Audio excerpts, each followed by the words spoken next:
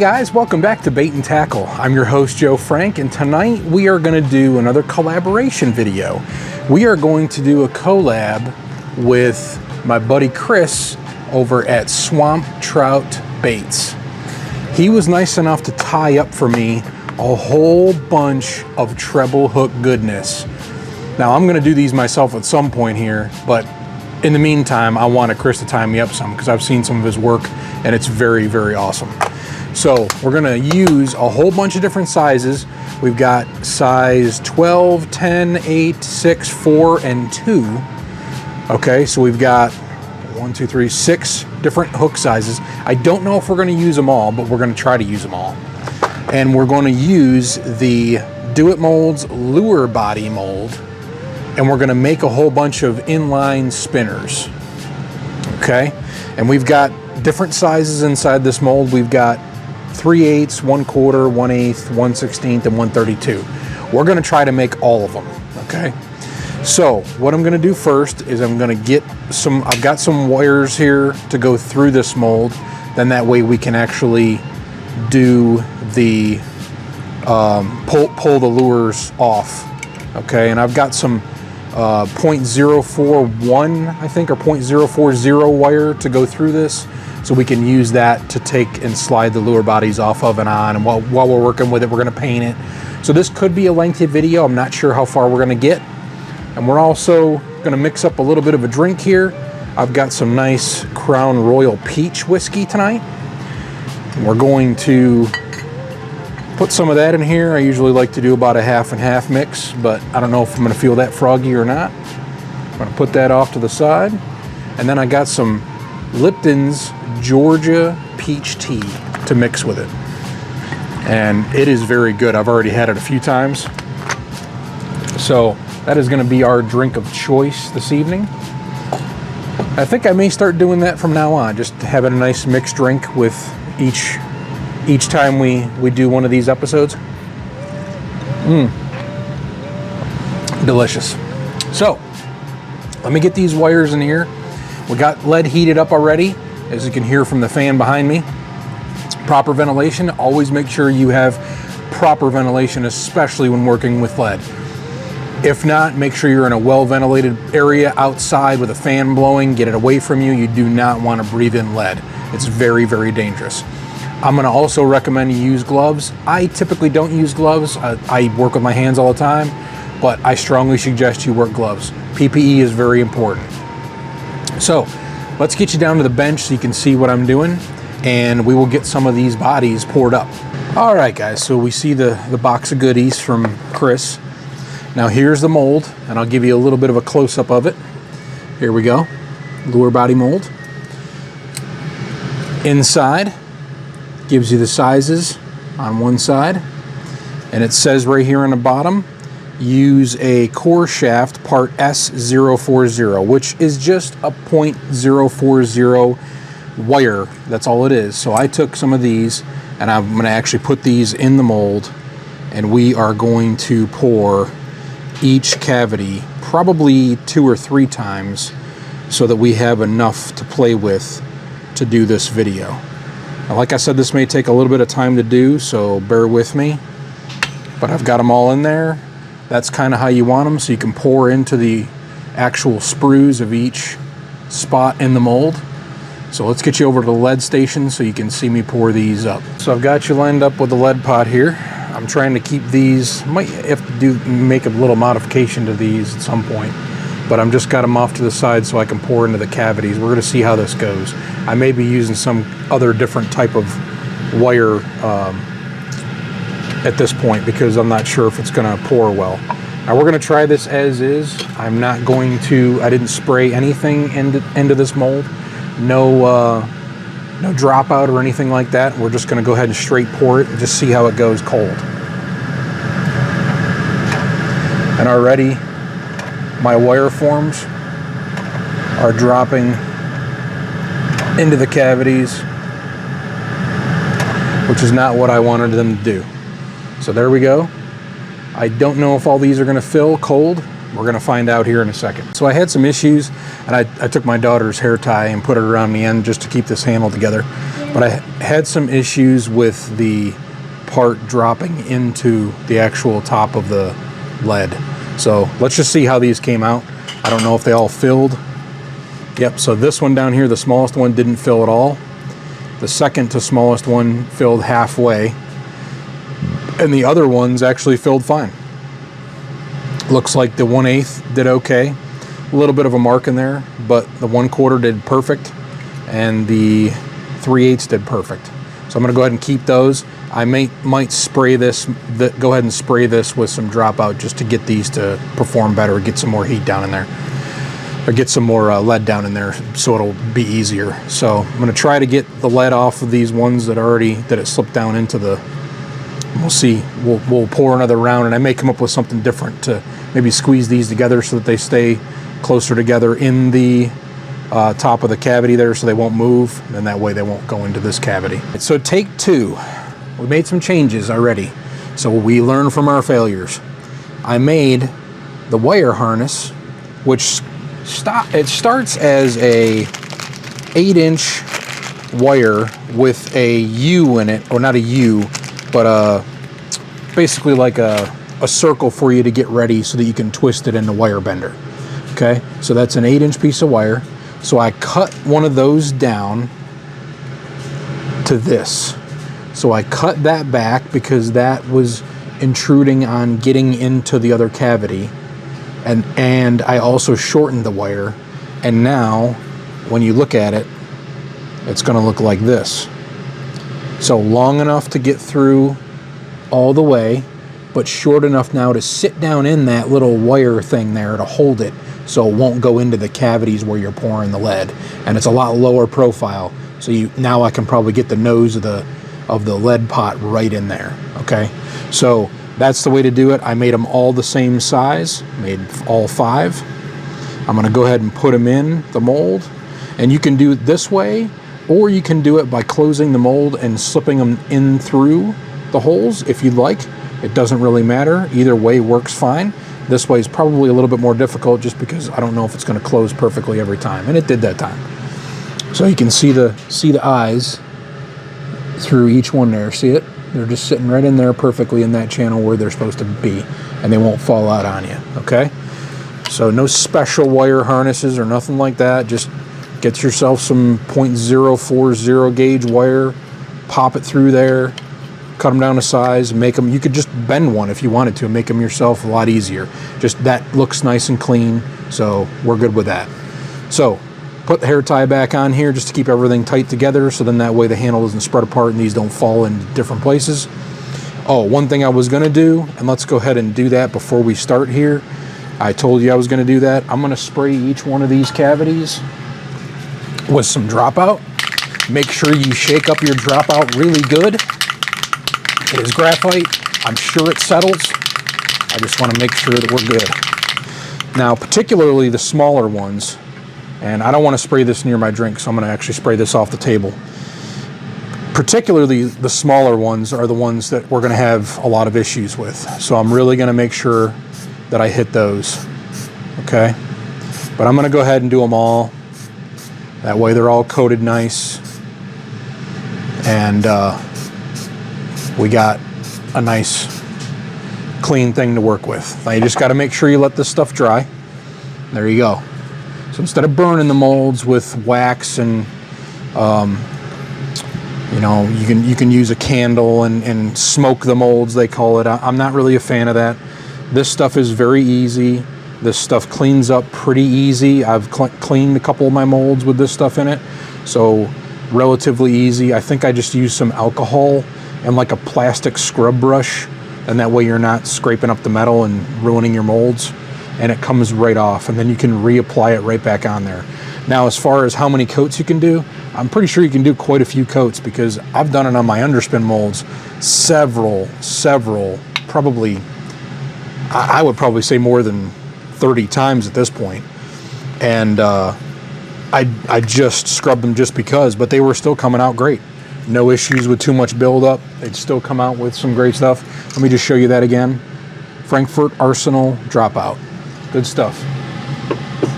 You can use other stuff too. I think I've heard people use chalk, that kind of thing. So it's really up to you what your preference is on what you want to use in your molds to make them better, so that they don't really stick as well, and then they get a nice clean shot in the lead. So I'm going to go ahead, while I got you right there, I'm just going to go ahead and do it right from here. And this time I'm going to put the nozzle down in each cavity, and I can now because of how I did the wire forms. So should get a nice clean shot of each cavity. Nice and clean, see that? Right up to the spot, right up to the sprue. Take this off. These are going to be a little warm, but look how perfect those came out. This guy went over there, but we'll just put him over here for viewing pleasure. Nice and smooth, every single one. So I'm going to go ahead and take all these out, take them off of the wires, and we are going to pour a few more so we have enough to do a bunch of these inline spinners. So we'll be back when we've got them all poured. That way we can be done with the lead. All right, so here comes the fun part of the video, and I've got you a little closer so you guys can see what's going on here. So after they come out of the mold, they come out like this. That right there is the sprue. That's the body we want, and there's the pin going down through. So we need to very delicately, and I found that if you use your fingers, it's not too bad. It's just that having this little sharp edge there to dig up into your finger, you don't really want that. So actually, I think what I'm going to try is I'm going to put this poker that I used to clean out my jig eyes, I'm going to put that through that loop, and I'm just going to twist this down and see if that comes off easy. And it may be bending the wire a little bit, so it's probably a little harder to get these off here, but there you go, came right off. Okay, so I got to do that 5 times because of all the 5 different sizes, and I made 2 small ones to make up from the first batch that didn't go because they were just too small, not heated up enough. So I'm gonna go ahead and I got those 2 done. And what I just wanted to show you real quick is how to trim off these sprues. All you need to do is take a pair of flush cutters and go right there, right alongside that body. Nice and flat, clip it. There you go. Very minimal sanding, might have to do a little bit right there, but it's very clean. I think it'll be fine. Even when it's painted, it'll be fine. And you can see the hole through the end where the wire is. Okay, so there's that. I'm gonna go ahead and we'll trim this up, the smallest one too. This is so tiny. Look, I'm gonna break this thing. Same thing. Okay, cut it, pull it apart. There you go. Super tiny. Can't even remember what size that is off the top of my head right now, but if you look over here, there's all 5 sizes clipped and ready to go. So that's the first, that was the first basically set right there. So I just need to go ahead and repeat the process. Take these apart. The fun part's going to be for me is using the wire bender because I don't use it that often. And I struggle with it a little bit sometimes, but we have plenty of wire here to screw up on and try, so I'm not really too worried about it. But this one is being really stubborn. There it goes. Okay, and sometimes you get these little pieces on the end there that bleed through, looks like the mold.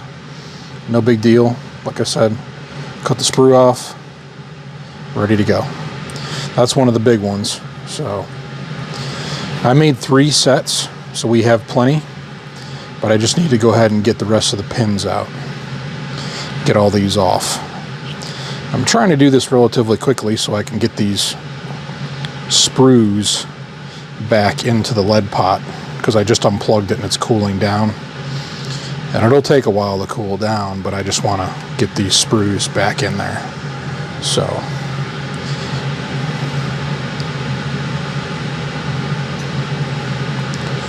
Hopefully my microphone's not too close to where you can hear me breathing. I think last time I was recording, I could hear myself like breathing. There's that one. And the last one to get off here. And I think this is probably the worst part of it right here, is just getting these off the wires. But once you get them off, it's pretty smooth sailing. Okay, so there's all 5. I'm going to put these wire harnesses with the mold. Those are going to stay with the mold because I don't want to be messing around making more wires every time I do that. So I'm going to keep those with it. And we're going to go ahead and clip the sprues off of all the different sizes. I'm also going to make special note of the ends if they need to be clipped, because some of these, like I said, bleed out a little bit on the ends. Last one, a little tiny bit, but not too bad. Some of them are very prominent. So there's that one. I'll have a little bit of a chink there, but that's okay.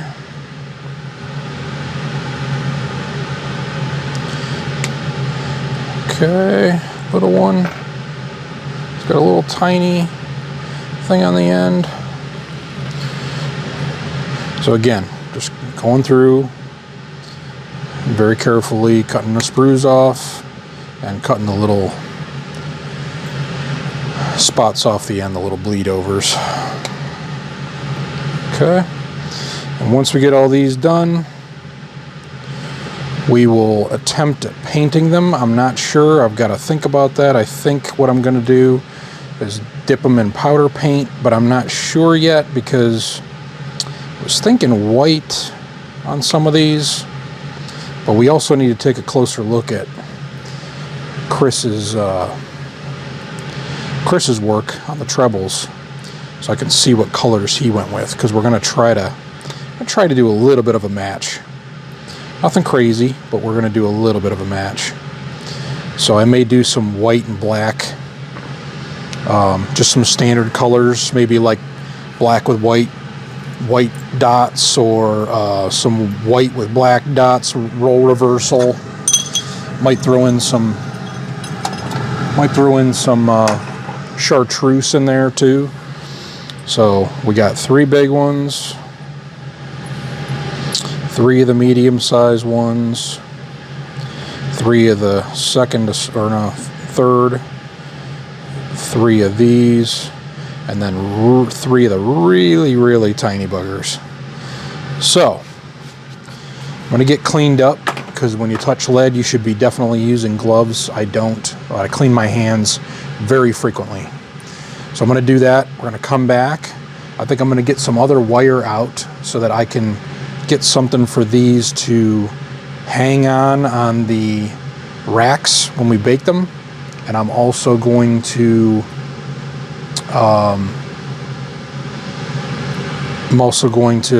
need some wire for them to actually hold over top of the heat gun. So I'm going to do a little bit of prep work. We'll come back and we'll continue.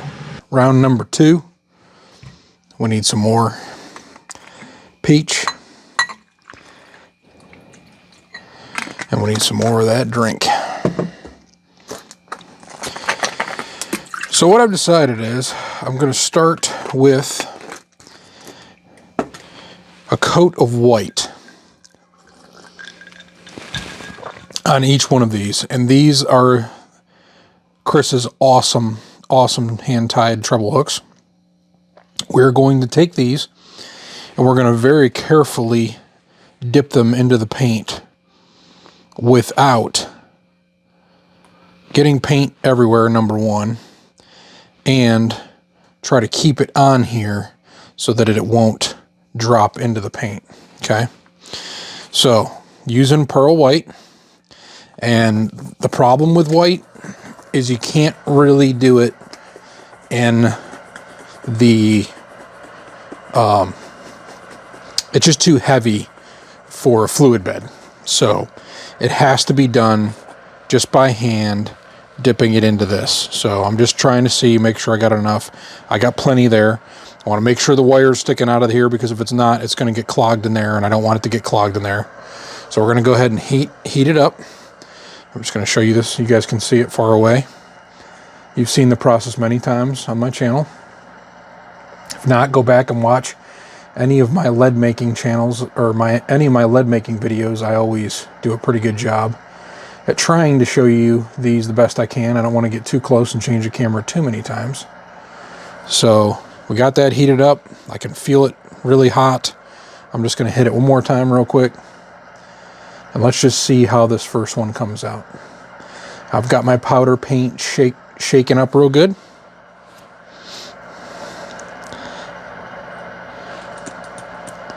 Okay, looks fantastic actually.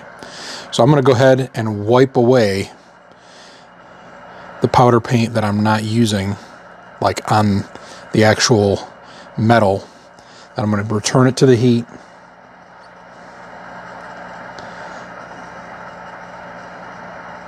Get that nice and hot and melted to the lead.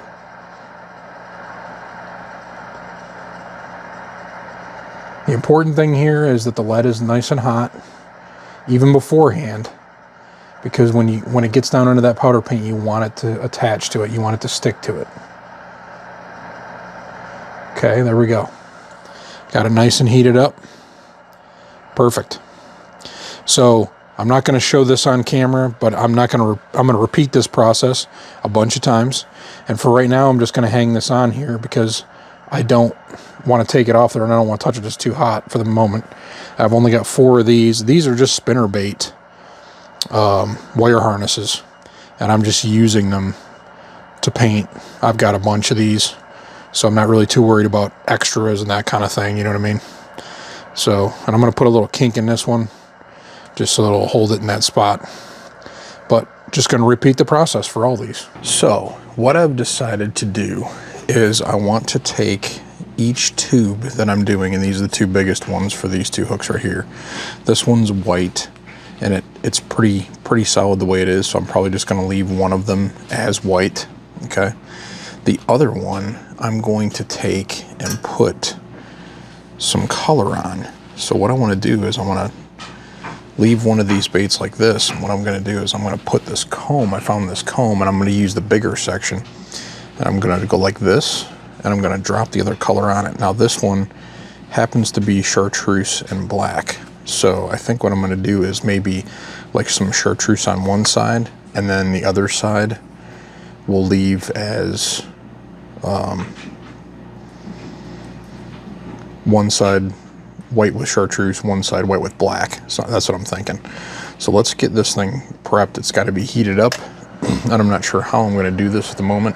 I'm trying to think about how I'm going to do this somewhere where I can heat it up, but it's going to have to be heated so that the paint doesn't stick and whatnot. So let's just try this. So I got my paintbrush, and again, it's black and chartreuse. So the other one I'm just going to leave plain white. Maybe I'll add some accent dots on with these markers later on. I found some markers. I've got some, they're oil paint based markers. So we'll see how we make out here. So let's just heat this up real good. It's getting there, nice and hot. And let's just do this. Set this down. Take some chartreuse.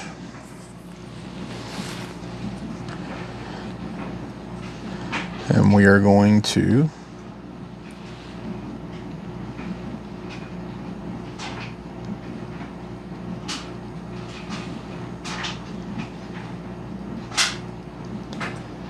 just go just like that.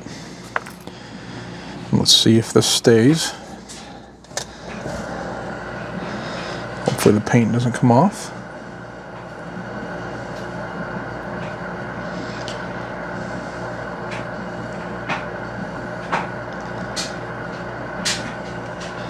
Just like that, guys. Nice little striping. Now, we're going to roll this bait over very delicately. And we're going to do the other side with black. So, let me clean up a little bit here. Get the chartreuse out of here.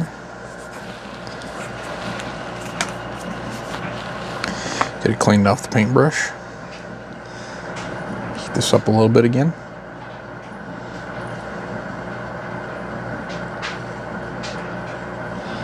We're going to set this down the other way. We're going to put the comb over it again. And the beautiful part about this is the comb can actually fit right in between one of the bristles. So we just do this. Get that brush so it's touching.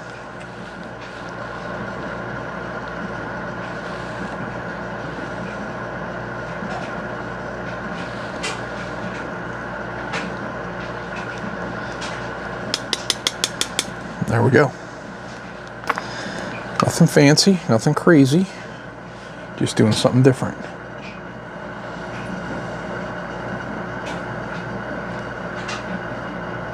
I don't think the black came out as cool as the chartreuse, but I'm definitely gonna be curious to see what this looks like after it comes out of the oven, the toaster oven. But there you go. So I got a nice little black striped on one side, chartreuse on the other. So I'll put this back on there once it cools down, and then this will go on the end of this one like that. So chartreuse and black. So that'd be pretty cool. I was thinking about it last night. By the way, this is the next day, just so you guys are aware. I'm trying to figure out some different ways I can do some cool colors. So I was just trying to think last night. I took a break and I was like, you know, I could do something cool with that. So there's that one. And now another one I'd like to do with some different colors. That's why I wanted to do this. I wanted to show you guys some different colors.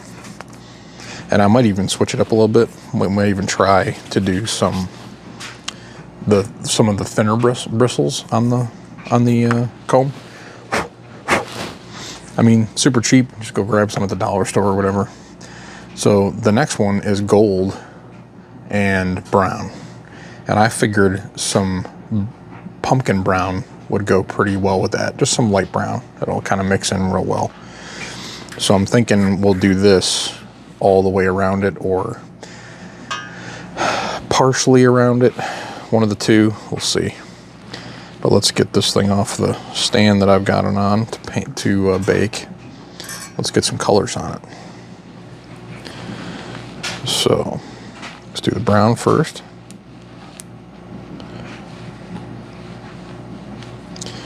Okay, so we're going to do the same process. We're going to heat it up. Sorry if I'm kind of all over the place here. Trying to get you guys into a good spot where you can see this, and just heat this up real good, enough for the paint to stick a little bit.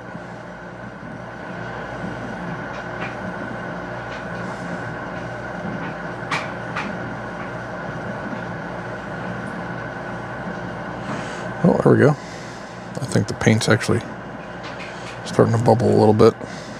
That's okay. Just heat it up a little bit. That's all we're doing. Okay. This time, we're going to use the finer bristles, but we'll stick it through the big bristle.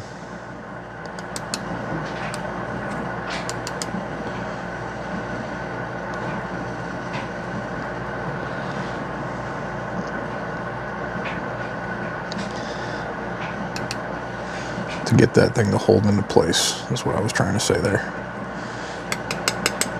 Okay. So there's that one. And the fine tooth bristles didn't come out as good as the big ones did. Just there's a lot of space there on the bigger ones. This one didn't turn out as good, and and this is just an accent color to begin with anyway, so we're gonna roll it over. And we're going to do the other side.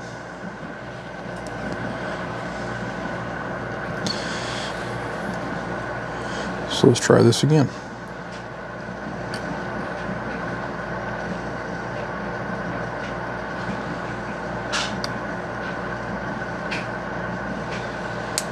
Yep. A lot of paint. I put too much in some of that. But let's just see what it does.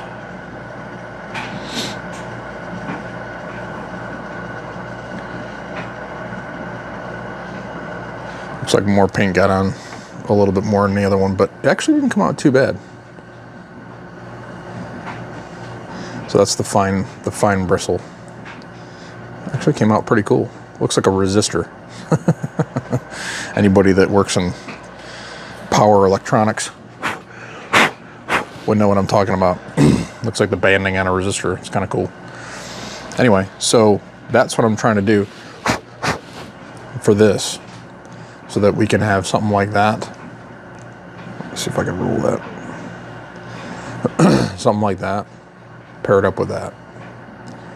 Nice brown gold. Perfect. Okay, and the other one I wanted to show you guys, just real quick, is like a pink purple kind of color. And I think I'm going to do the same thing again. I think I'm going to do a fine tooth bristle for this. And we're going to just do this. It's called purple, but it really is more pink than purple. So let's go ahead and, well, let's get our stand back here.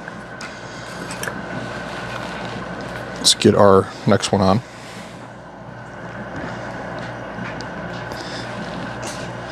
Get it heated up. Like I said, you're just getting enough heat just for it to stick a little bit.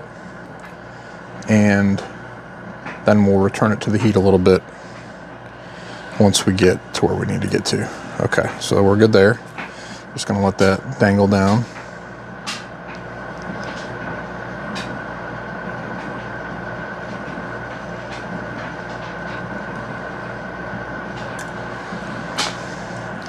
That worked out really cool.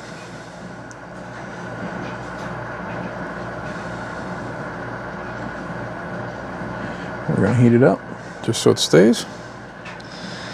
And we're gonna let this cool down just a little bit. I'm gonna get rid of the excess on the top of that lid. I'm gonna place it back down again. We're gonna make sure that we're where we wanna be. And we're gonna go ahead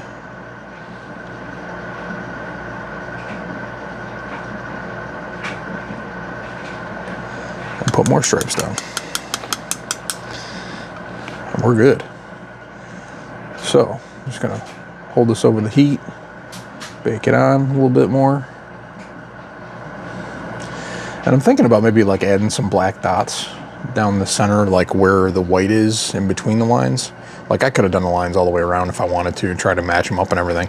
But I'm thinking maybe even putting like some black dots in there or something to dress it up a little bit, you know what I'm saying? But that's not too bad. Look at that. So that, paired up with that, that's gonna look pretty sweet. So this is my first time doing like an inline spinner type bait. So this is kind of new to me. And again, these are gonna get baked. So this is kind of neat, just something different. I was just trying to think last night of something different I could do. And I came up with the comb. I thought the comb would be kind of a cool idea. So far, I think it's working pretty well. So we're gonna continue on. I showed you the 4 colors that I'm gonna work with. And I'm pretty sure that's what Kris gave us, was some white and chartreuse type baits. So the next 2 are just gonna be some chartreuse on them, white with chartreuse. And the next 2 will be brown again, the brown pumpkin, and some chartreuse and pink on that one. So I'll do chartreuse and pink on one side kind of deal. And the other one, the last one, is look like brown and pink and some chartreuse. So I'm gonna go ahead and do these the best I can, and we'll get them baked up. That'll take about 20 minutes at 350, and then we'll try to assemble them together.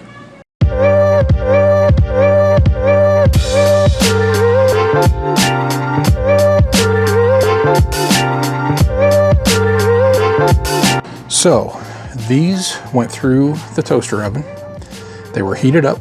They should be good to go. I want to show you guys what they look like. A little close-up action. Got some lines on that side, lines on that side. Whoop. I don't want to roll them off the table here. Now, I'm going to make this a two-part video only because of the time, the length of the video. So this is going to be part one. Got that one too.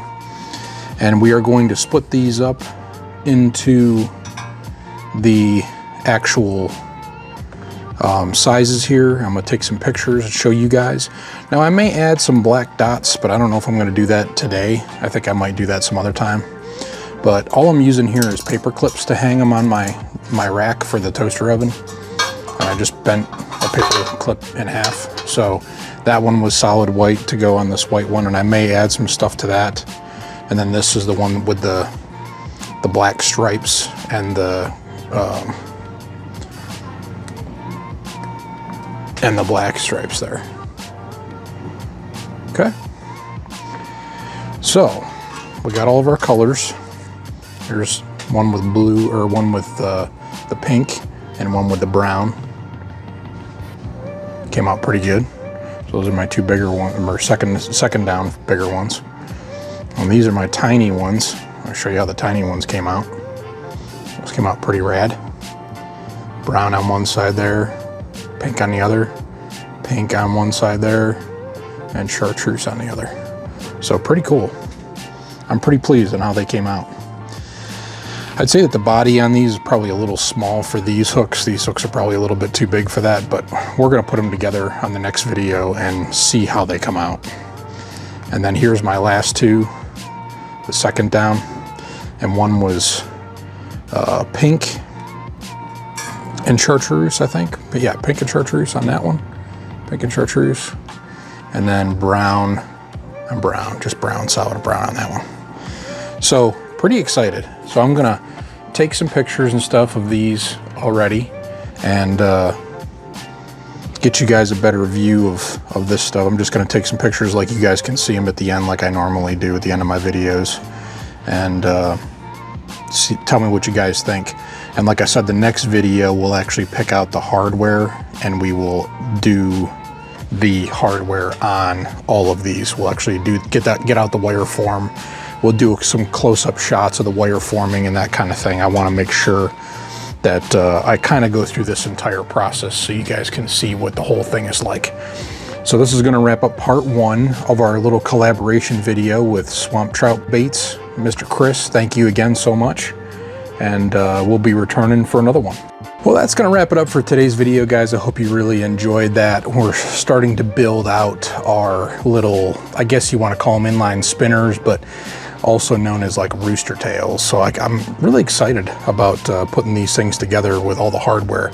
I may add some dots on these in the meantime, so for the next video I may throw that into the next video as well, just putting like some black dots or some different designs. I got some like chrome markers. I got like silver and gold. I might just try a little bit of that on some of these too. We'll see. But again, thank you again, Kris, so much for making these awesome tied treble hooks. I'm going to do some pictures on the end, so make sure you stay tuned to the end of the video, and we will be back for a second part. We'll be putting these things together and using the wonderful wire bender, the commercial one I got, and I have a really tough time with it, so I may have to practice a little bit before I actually use it and make the next video. But as always, guys, thank you so much for watching, and remember to keep on baiting.